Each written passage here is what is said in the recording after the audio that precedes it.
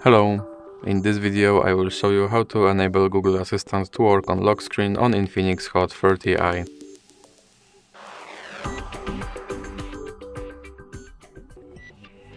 So you have to start with opening your Google application and now click on your avatar and then go to settings.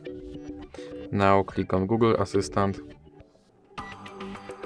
and now scroll down and click on Hey Google and Voice Match. Now click here to enable Hey Google and now click Next. Scroll down and click I agree.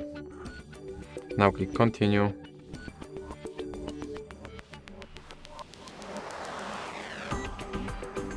And click on Voice Model and click on Retrain Voice Model. OK Google, what's the weather tomorrow? OK Google, set a timer for 5 minutes. Hey Google, make a call. Hey Google, remind me to water my plants every Monday.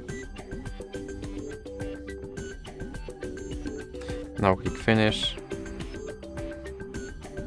Now you can click back and click back again.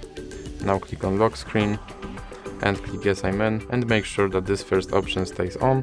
And now let's check if my assistant works on lock screen. OK Google. And as you can see, my assistant works on lock screen. So that's it for this video. If you liked it, please remember to leave like and subscribe.